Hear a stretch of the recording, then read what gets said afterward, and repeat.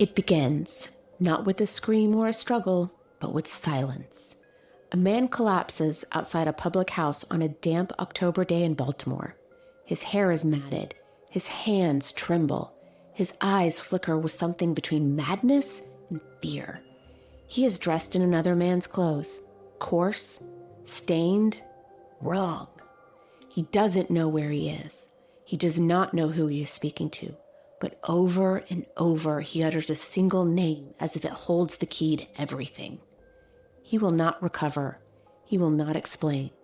And in just 4 days' time, he will be dead. No autopsy, no final letter, no clean cause to put the mind at ease.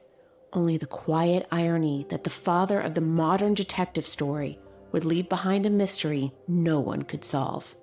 Was it madness? Murder? Fate? Folly? Whatever the truth may be, it slipped through our fingers like smoke, like ink, like the final breath of a man already half gone. This is the House of Syx, and tonight we follow the dying footsteps of Edgar Allan Poe into ravens, ruin, and Reynolds.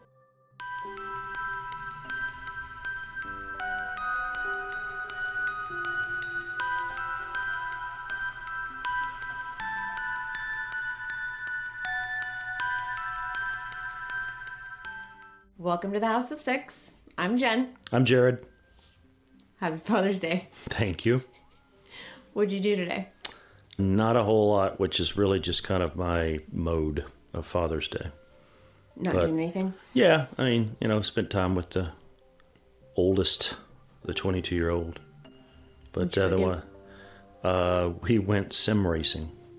What did you say when you got home? Take all of my money. You really want one? I need one. Yeah, you've been wanting one for a long time, but it's probably, the way you discuss it, somewhat expensive. It's rather pricey. What's rather pricey? Probably spend around 8 to 10K. We're not getting that. Not right, yeah. Not yet. No, we're going to have to win the lottery, or this podcast is going to have to go to the top, up there with Mr. Ballin. There you go. That's my goal. That's the plan. Goals. It's my sim plan.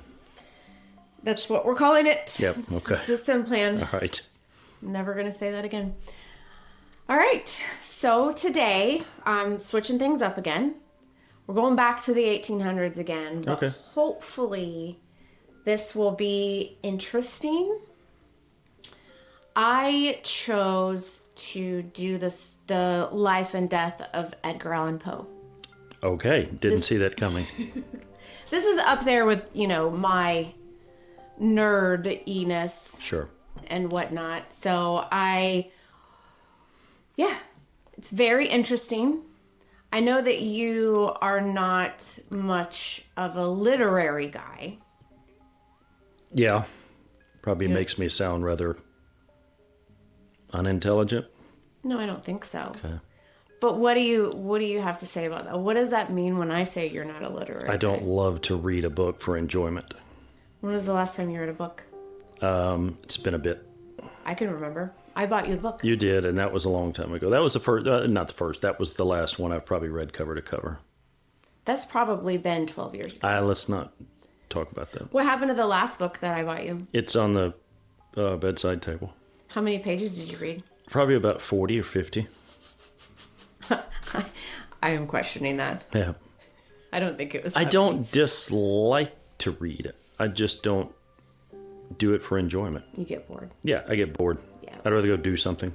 Yeah. How much do I read? More than anyone. I read a lot. Yeah, you read a lot. You read nonstop. All the time. Yeah. Oh, yeah. So I would like to talk about Edgar Allan Poe, go through his life. Do you know anything? What do you know about Edgar? No, Let's start there. No, I'm not going there. No. Do you know anything about Edgar Allan Poe? He's a poet.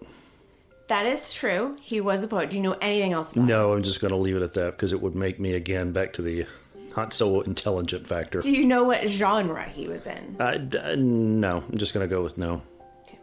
He is the father of the modern detective story. Okay. See, I could not have said that. Yeah. He was Stephen King before Stephen King existed. Awesome. He is the father of horror, the father of detective stories. He's the guy. Okay. He was emo before emo. He was all of the things you would expect the father of horror to be. He wrote very emotional and evocative literature. He was kind of a dick. Okay. He was a jerk. He eviscerated other writers in his reviews. He was a very interesting dude, and he, strangely enough, died just as mysteriously as he wrote and lived. Oh, okay. I was going to say he died as big a dick as he was in the beginning. Okay. I don't know if he died that way. Okay. He certainly lived that way, but I don't know if he died that way. Okay. But really interesting dude. Okay. Yeah, didn't see that coming. Yeah. If you had asked me, you've asked me the first two, what is today? Pretty sure that wouldn't be at the top. I'm trying of to the mix list. it up every time. Yeah. I'm trying to do something different. I'm trying to keep the historical vibes going while also putting in some interesting mysteries. Trying to stay in the earlier time periods. Right. Not breach the 70s too far. Okay. That's my goals. All right, let's go for it. All right.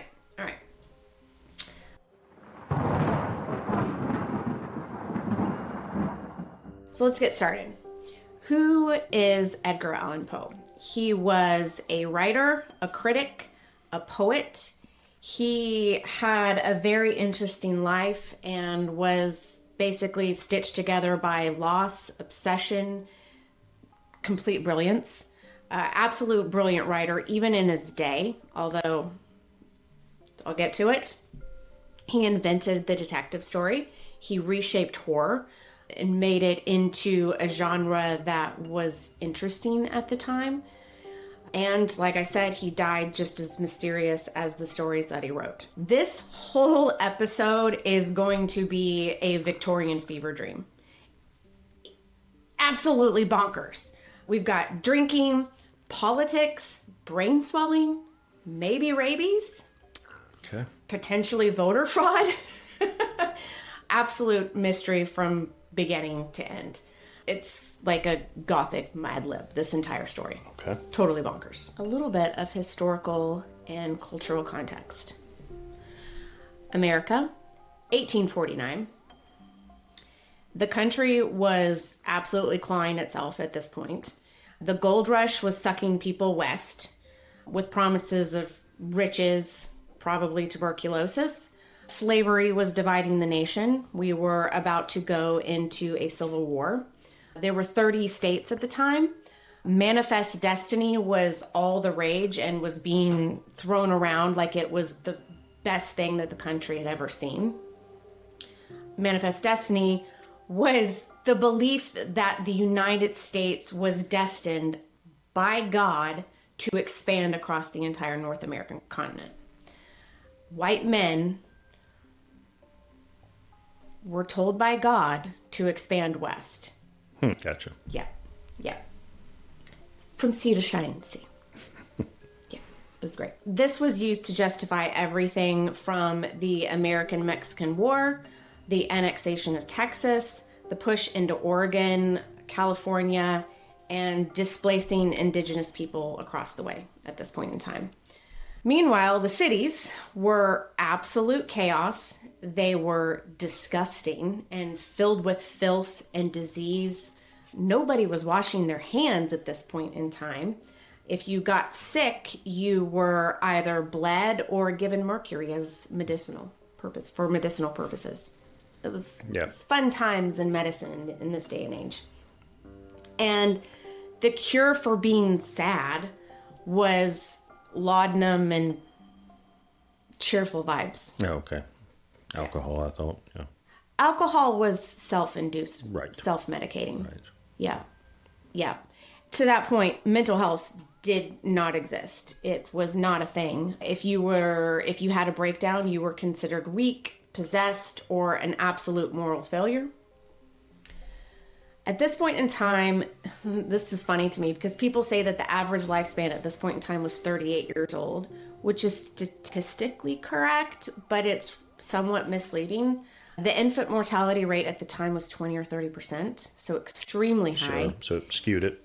Yeah. If you made it to the age of 1, between the ages of 1 and 5, you were still susceptible to cholera, diphtheria, scarlet fever, and even drinking milk could kill you at a young age.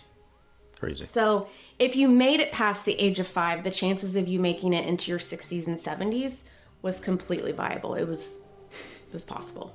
But you had to make it up until that point. Right. Good luck. Made it to 5, now you're turning 60. Okay. Yeah. But, the water sources were contaminated. We only had one vaccine at the time, which was smallpox. Thank you for that. Appreciate not having smallpox. But otherwise, there just weren't a whole lot of options for medicines at the time. Which will eventually lead us into Poe's final days, because that's very important, understanding the medical prospects at this point. Fact of the matter is, nobody knew what a germ was. The germ theory had not been even invented yet. The medical world still believed in miasma, and this is the idea that disease came from bad smells. Okay. If you got sick, it was because of fog, maybe trash, and moral corruption. Okay. I guess some diseases could cause bad smell, but I don't think it goes the other way. No. Yeah. Not bad smell alone. Yeah. No, I think bacteria is right. But at this point in time, they don't know about bacteria. They do not know about viruses. Surgeons would just wipe their hands on their apron and then put them straight into your open wounds. Yeah. Gross. It wasn't until the 1850s and 60s when Louis Pasteur proved that microorganisms were real and deadly, and that people started to accept the idea of invisible killers and started washing their hands in hospitals. It took that long to understand that that's probably why babies were dying. Yeah, I am familiar with Pasteur, so bonus points. How are you familiar with Louis Pasteur? I recognize. Did you write a report in the 6th grade? No. That was about Titanic. Yeah. I actually knew about that because we talked about it last night. We did. Lo and behold. To put Poe's career into perspective, his career as a writer, being an author in 1849 is not what you would call a power move. That would be like being an actor in the 1500s. It was embarrassment and not lewd, but imagine today if somebody told you that they were a full-time poet. What would you think of that? All right. Exactly. Sure. Things haven't changed a whole lot. Right. That is the exact same. That's exactly what Poe was working with as well. Writing didn't pay. There were no agents, no book deals, no royalty checks. Copyright law was not real, sort of real. Publishers paid flat fees if they paid at all. Writers were expected to cobble together a living with side gigs, like editing, teaching, typesetting, selling organs, things like that. The profession was seen as bohemian, which meant that most of them were probably broke and drunk. There were a few writers that made it into polite society. Longfellow, Emerson, Hawthorne, we still know their names today, but they were by far and away the exceptions. They were well connected. They probably already had money. I didn't look into it, so I'm not going to pretend to know. But they were well dressed, well groomed. They were what you would think of the high class, respectable writer that you would think of today. Everyone else was mostly anonymous and probably barely getting by. Women, if a woman wanted to be a writer, most of them would either publish anonymously or under a pen name that sounded like a man. Sure. Because you could not be taken seriously as a writer and a woman. Not possible. So let's kind of zoom out a little bit and talk about the literary world that Poe was involved in. This was the age of moral finger wagging, emotional fluff in writing. Writers were supposed to uplift the soul, support Christian values, and make readers cry just enough but not be uncomfortable about it. Poe absolutely hated all of this. He thought it was fluff. He thought it was bullshit. He didn't like heartwarming endings. Literature was supposed to make you feel. It was supposed to be deep and visceral and sometimes even existentially wrong. He called all the literary fluff metaphysical moonshine. That's a quote. To him, there should be no moral compass. There should be no silver linings. Writing should be just like life. It shouldn't be about happy endings and heartfelt, I don't even know what to call it. Dark, and he wanted it to be dark. Real. He wanted madness and mystery. Yeah. And he also wrote about people buried alive on their wedding day. So this is all getting to transcendentalism, and this is basically, I wrote down, this is a quote from me, a poetic hug in the woods. Okay. I think I was going somewhere with that, but essentially it said, you don't need church or the government. Truth comes from within. Nature is God. The soul is the map. This is transcendentalism in a nutshell. Emotional, personal, optimistic, trust your vibes. I wrote this down too. Society is corrupt, but the pine needles understand me. Good grief. I was having a moment. And essentially, this kicked off in the 1830s and 40s in New England and stuck around for a few decades. Big names of transcendentalism at this time were Ralph Waldo Emerson, Henry David Thoreau, Margaret Fuller. To be fair, transcendentalism was very progressive. They backed abolition, they supported women's rights, and they cared about education. But in their writing, it was all vibes over clarity. And Poe had zero patience for it. He thought it was absolute bullshit. To be fair, it was. Life isn't all happy endings. Yeah. And he called it spiritual nonsense wrapped in flower language. Too lofty, too vague, too full of himself. Too full of itself. Through this, Poe made a ton of enemies. I said earlier that he was a writer and a critic, and he wrote about writers. While other writers were crafting tales about industry and integrity, he was, for the time, he was way too dark, way too intense, and way too emotional. He was completely out of sync with the culture that was around him. The literary elite did not trust him, and the public could not get enough. They didn't want to admit that they loved him, but it's like watching a train wreck. You can't look away. Right. And Poe was never going to be America's sweetheart. They couldn't admit that they loved him. They couldn't admit that they wanted to see and hear everything that he had to say. He was America's first great literary outsider. Critics called him unstable. Other writers called him cruel. They weren't wrong, and Poe totally leaned into it. Right. He absolutely loved the image that he had created. He published savage reviews, mocked his rivals, torched reputations, and trashed every author he thought was a fraud, which was probably quite a few of them. By 1849, he was famous, controversial, and exhausted. He was lecturing, writing, trying to launch his own magazine, but he was also battling illness, grief, poverty, and he also had a reputation for being a little unhinged. And then in October of that year, he vanished for 5 days and turned up in somebody else's clothes in a doorway. So it begins. Okay. We'll get there.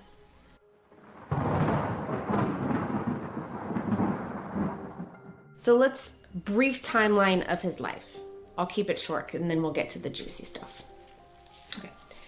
Poe was born in 1809 in Boston, Massachusetts, to actor parents. His father immediately abandons the family, and his mother died of tuberculosis when Poe was 2 years old.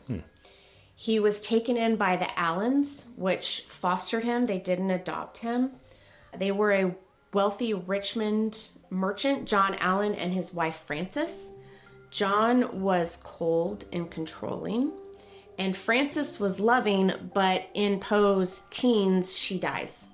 And all this emotional damage throughout his life pretty much stuck at that point. In 1826, Poe enrolls in college, racks up a gambling debt, drops out within a year after his foster father refused to bail him out, and then they have a huge falling out, one of many to come. In 1827, Poe published his first book of poetry called Tamerlane and Other Poems. He published it anonymously, complete and utter flop. The people hated it. He was broke and adrift, so he enlisted in the army. That's what you always do when you don't know what to do with your life. Yeah. Go into the army under a fake name, because of course he did. Served for 2 years, did pretty well, was promoted to sergeant major, which, considering he mostly joined the army just to escape debt and humiliation, that's good job. Good job, dude. In 1830, he gets into West Point with John Allen's help, his foster father that he had a falling out with, groveled to get back in his good graces, got his help to enroll into West Point, hated it, intentionally gets court-martialed to escape, and then of course their relationship goes south again. These two can't keep it together.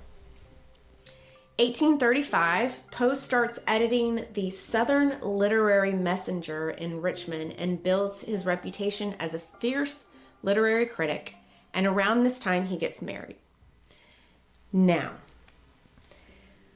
we're going to go through this because there's a lot to talk about here for a moment, because this is about to get weird. I want to say that you have to put this into historical context at the time. So it's 1835-ish. How old do you think Poe's wife is? I'm going to guess that she's way too young. What, 13? She's 13. Wow, that's a good guess. She was 13. Her name was Virginia Clem. And she and her mother, which was Poe's aunt, were living with him. That makes her his cousin. Oh, okay. She was 13 and his cousin. Yeah. This was not illegal at the time. Right. Technically, at this time in most U.S. states, including Virginia, girls could marry young with parental consent. A cousin marriage, totally fine. Yeah. Fairly common, actually, especially in smaller communities. I think it's illegal now. I'm hoping it's illegal now. It's illegal now. Yeah. I guess back then it was just hard to meet people. I don't think so. I think people did it all the time. And in fact, even in 1830s, this was still a little dodgy. This was too young. 15, he probably could have skated, but 13, it really creeped people out. Yeah. In fact, the marriage certificate claimed that she was 21. Oh. So they knew. Yeah. They knew that this was skeevy. Right. He was 27. Yeah. Yeah, that's pretty bad. The thing about it is, experts can't really agree to the nature of their actual relationship. It gets really murky here. Some scholars think that their marriage was more of a deep emotional bond more than a conventional marriage, at least early on. She was reportedly shy, childlike at 13, and frail, not a commanding presence, and he was extremely devoted, almost protective, sometimes even describing her in letters as sister-like. No, I was going to say daughter-like. Yeah. It's hard to say. He most certainly loved her and was extremely devoted to her. As wrong as their age gap is, he clearly loved her. So it's hard to make anything out of that because A, that's disgusting and wrong and gross, and even if it is the 1830s, don't do that. Ew. The flip side of it is that he absolutely worshipped her. Yeah. The age gap is questionable. It's one of those facts that doesn't define Poe's entire legacy, but it does shape how we view him even today. Definitely tarnishes it, yeah. It does a little bit, yeah. I mean, he was brilliant. He was troubled. He was romantic. And like the rest of his entire life, he was a little bit off. Yeah, bit of a creepster. Something wrong with this guy, certainly. Between 1838 and 1844, he writes The Narrative of Arthur Gordon Pym, Deranged, The Fall of the House of Usher, Doomed, The Telltale Heart, which was absolutely unhinged, The Murders in the Rue Morgue, which was in more of an analytical writing, and others. His macabre style starts to define American Gothic fiction around this time, but his fame still didn't pay the bills. He was constantly broke, absolutely. And it's not like his 13-year-old wife can bring in anything. Then 1845 hits. He writes The Raven. It is an absolute success, and he becomes a celebrity overnight. Okay. He is everywhere, lecturing, getting press, and still starting rivalries. But he only earned about $10 to $15 for the poem that made him famous to this day. That's not much for that. And he was extremely proud of The Raven. He engineered every single syllable, and it was meant to be haunting. He also knew it would sort of peg him. He tried to write dozens of other works, but he never really recreated the fame that he got with The Raven. He did break new ground in poetry, horror, and detective fiction, and yet we still only seem to remember, quote-unquote, nevermore from The Raven. Now, in 1847, Virginia dies of tuberculosis at the age of 24. Poe is absolutely devastated, and he just unravels. Spiraled into heavier drinking and depression, even more so than he had in his earlier years. His writing got darker, and he reportedly tried to court multiple women at once in her absence, and it was just weird and not going well. So this is now the final chapter of Poe's life. It is September 1849. Poe is on the road again. He's lecturing, he's traveling, trying to stay sober. He had a lot of issues with drinking alcohol and reportedly even got downright stumbling drunk after one or two drinks. He couldn't hold his liquor. It's unclear. I mean, I understand that to a certain extent because I have a hard time drinking. If I drink more than a couple drinks, I don't get stumbling drunk. No, but I don't think you do that. I do have massive hangovers just from right. 2 drinks. So maybe there's something there with his ability to metabolize. You're right. Metabolize. Maybe there's something there with his ability to metabolize alcohol, or he has some sort of allergic reaction to it. But he did have trouble with alcohol in the past, and he knew that it was something very bad for him, and he would try to get off the sauce, so to speak. And that's where he was in 1849. He was trying to stay sober. He was trying to get his life back, but it was seriously still, he was an absolute wreck. His finances were a nightmare. He was all over the place. Emotionally, he was going between hope and collapse. It's just a disaster. So he went on a solo lecture tour up and down the eastern seaboard, because that's what you do when you're hopelessly and utterly wrecked by your wife's death. Let's go on tour. Yeah. That's what I would do. He was starting to turn things around. He was starting to get it together. He reunited with his childhood sweetheart, Sarah Elmira Royster, back in Richmond. They had been engaged before, and now they were allegedly engaged again. And he was talking about marriage, but he was also dating somebody else? Dodgy. I don't know if he had a plan.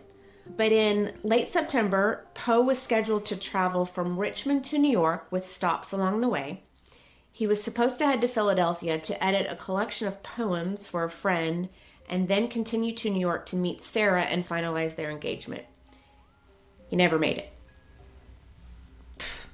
Just falls off the place of the planet.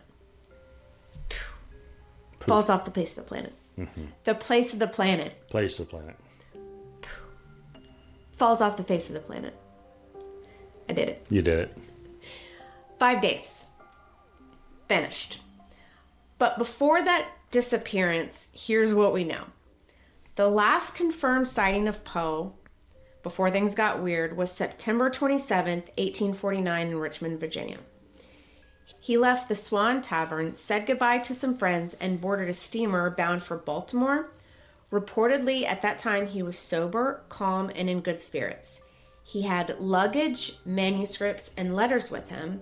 He was wearing a decent black suit. He had plans. He had goals. He was a man with a plan. And then from there were no sightings, no letters, and no confirmed location for 5 straight days.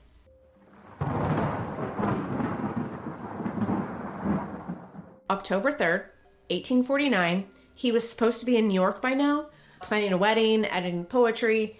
Instead, he's found collapsed outside of a polling station in Baltimore in a doorway.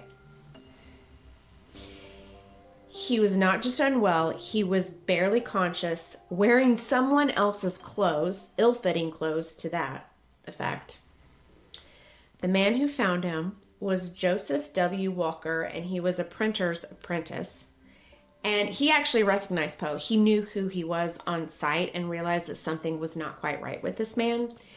He noticed him slumped in the street, delirious, and immediately knew something was wrong. He described Poe's condition as in great distress, rambling, incoherent, unable to stand or explain what had happened. The clothes that he was wearing were ill-fitting, cheap, and they were most certainly not his.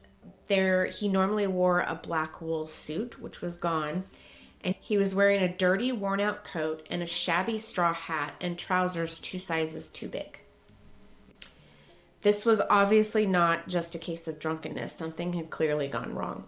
So Poe was rushed to Washington College Hospital, where he was placed in a ward typically reserved for drunks and indigents. I had to look that up. Homeless people. Because I didn't know what that word was. That doesn't happen to me very often.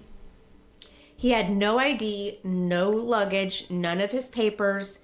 Obviously, something serious had happened. He was just a man with sunken eyes, slurred speech, and a single word he kept repeating was Reynolds. No context, no explanation. Right. Yeah. The weird thing about this entire thing is Reynolds has never been identified. Nobody knows who he was talking about. He never regained consciousness enough to explain what had happened to him, and nobody knew who Reynolds was. There was nobody in his life that could be That's strange. Related with that name. At the hospital, Poe drifted in and out of consciousness. He was agitated, confused, and sometimes combative. A few times he called out for a friend, Dr. Joseph Snodgrass. That's a name. It is. That's a name. The man would later describe Poe's condition as the result of congestion of the brain. Do you know what that is? No. It's Nobody thoughts, does. But no. Nobody does. Okay. It was a catch-all for... Right. No Too idea. many things going on in his head. He's got congestive brain. Congestive brain. For the next 4 days, Poe never fully regained coherence.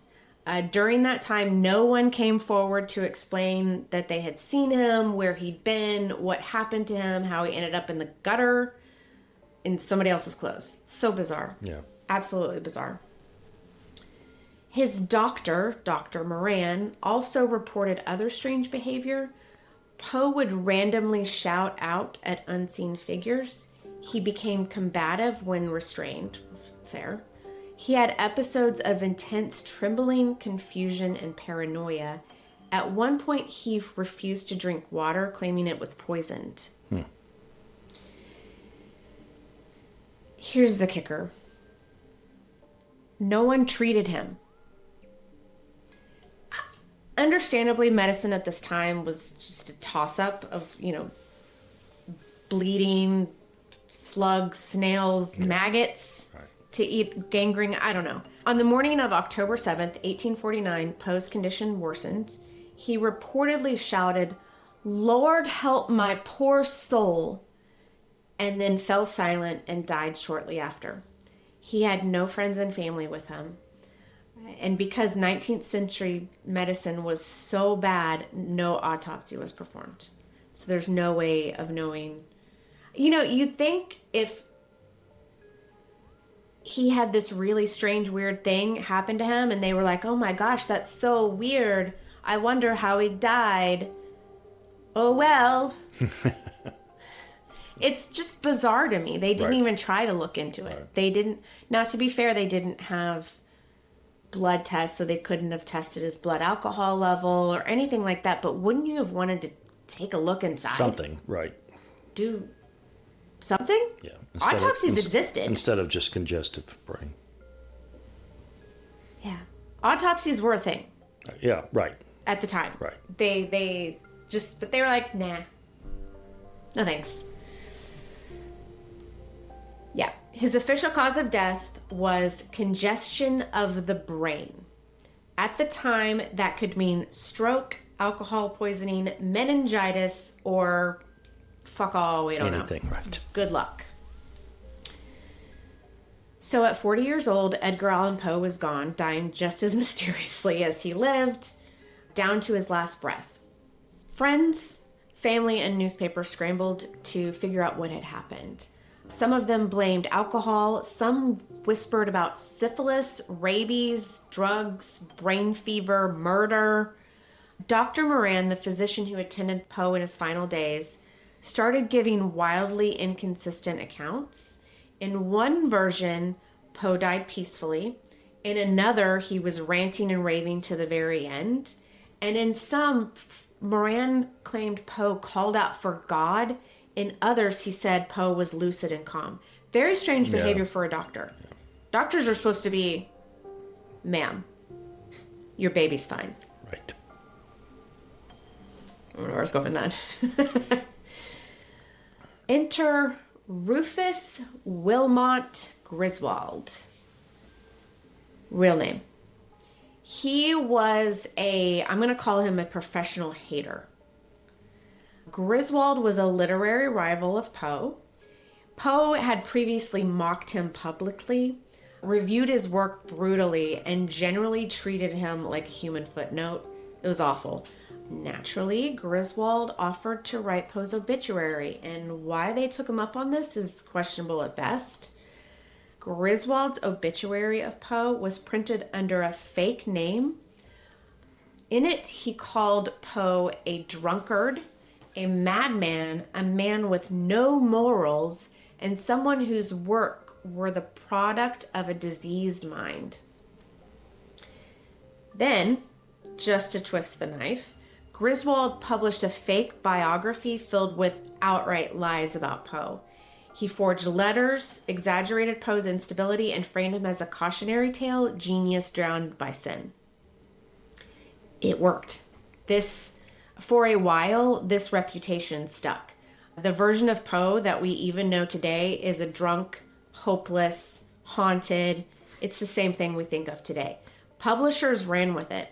This is the lead up to what we call yellow journalism, where this is still a little bit early in the mid to late 1800s, but leading up, somewhere around the 1880s is when yellow journalism became huge, in that to sell newspapers, writers and publishers would just make sensational headlines just to sell. So this is leading up to this, and people were absolutely eating up all of these stories. Poe was originally buried in an unmarked grave in the back corner of a churchyard in Baltimore. He had no headstone, no ceremony, no dignity at this point. Years later, a fan raised money for a monument, and in 1875, Poe was reburied with fanfare closer to the front of the cemetery near his aunt and wife, Virginia. But at that time, his reputation had already started to shift. In death, Poe became exactly what he had never been in life. He was famous, he was celebrated, he was quoted. Writers, scholars, and readers around the world began to see him for what he was, which was a visionary, a pioneer of horror, the father of the detective story, and the patron saint of weird kids. This is probably normal for creators and artists alike to be famous more in death than they are in life. It seems that's been the case, yes. I wonder why that is. Yeah, that is. Yeah.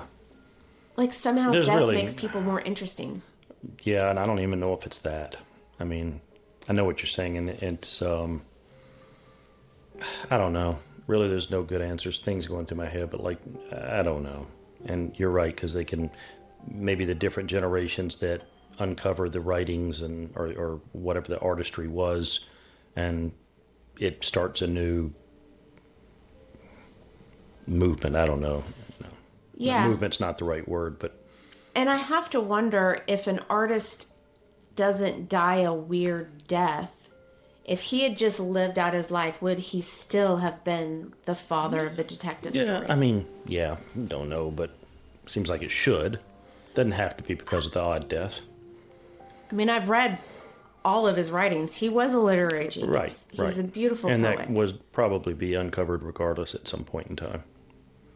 But you look at people like poets. I mean, if you look at Sylvia Plath, Emily Dickinson, they both died weird. Virginia Woolf, they all died weird deaths and are incredibly famous female writers. Yeah. And I wonder if they had lived out their lives normally, would they have been as famous as they are today? Yeah, I don't know. Question for the ages. We're not going to know. Yeah. No.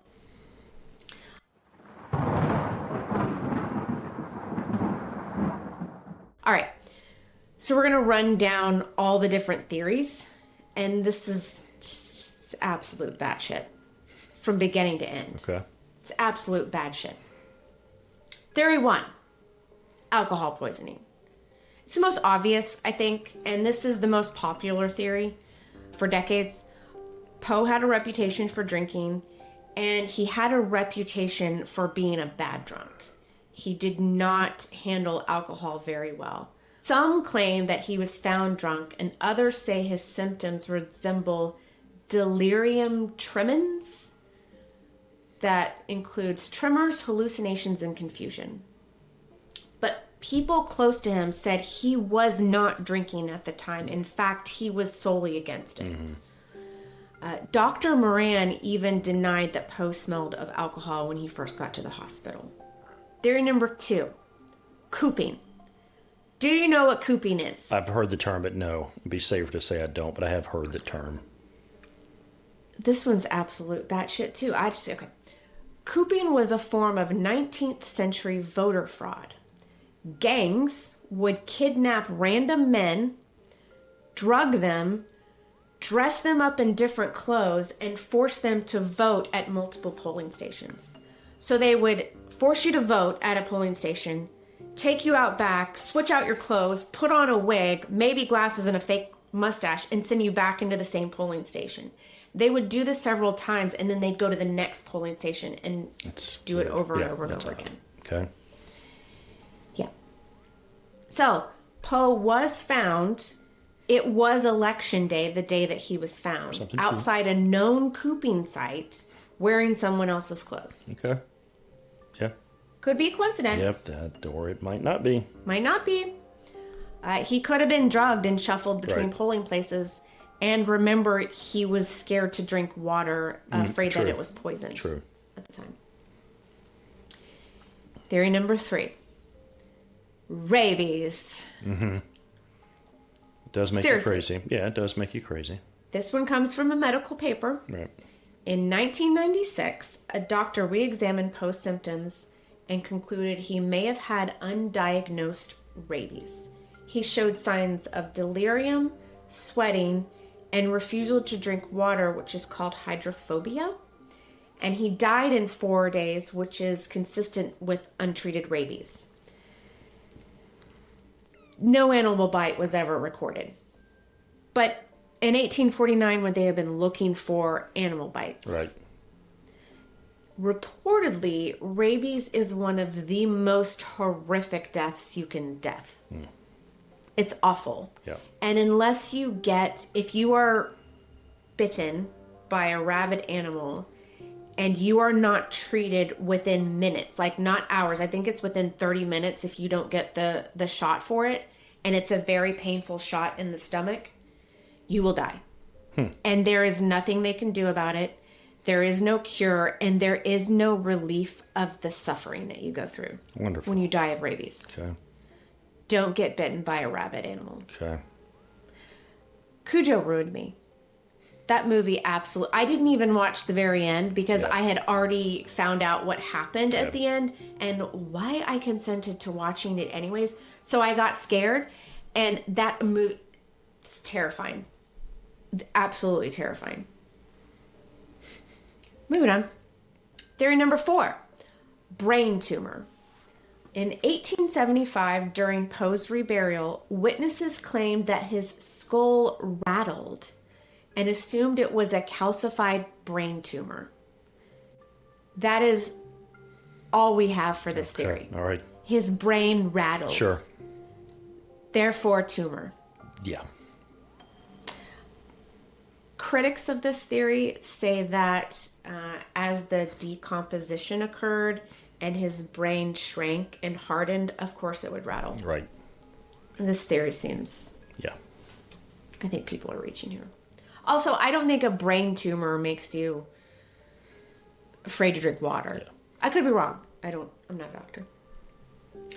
Theory number 5, and this is just murder, drugs, or something weirder. Some people think that Poe was robbed and assaulted. Others believed he was given laudanum, which was an opium, without knowing it. And a few others point to political enemies, jilted lovers, his literary nemesis Griswold. He agreed to write his obituary. Yeah. If he had killed him, he may have already had it going at the time. Who knows? So those are the theories. Every one of those, in my opinion, except for the brain tumor, I think that one's silly, but all of them seem like plausible theories. Yeah, yeah. They're very strange. I mean, it's very haunted question mark, and I think I think Poe would have embraced this. I don't think he would want to go out like a normal dude. I mean, he was your quintessential emo at the time. So I think that he would have appreciated his death a little bit. Out of the ordinary. It is out of the ordinary. With Poe, nothing is simple. There you go. Not even death. Right. What do you think it is?